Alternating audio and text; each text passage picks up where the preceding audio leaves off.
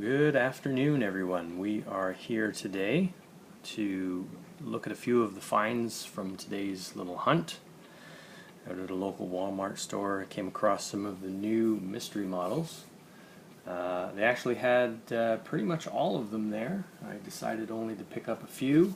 I've grabbed 5.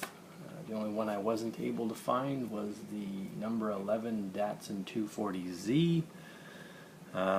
So the first one in the series, let's take this one down, and we are looking at the Lamborghini Huracan Super Trofeo LP 620-2. Nice looking car, nice race tampo, number 1 on the side, and looks like a yellow base made from plastic. Nonetheless, a very cool car. Next one in the series, or at least the one that I've picked up. There was 3 before this one, so the 5th one in the series is the Cadillac LMP.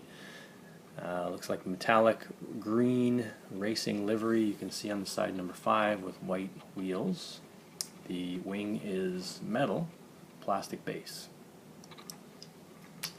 Then the next one, which I think is my favorite, the new BMW M3 GT2, number 6 in the series. You can see it's numbered 6 on the hood.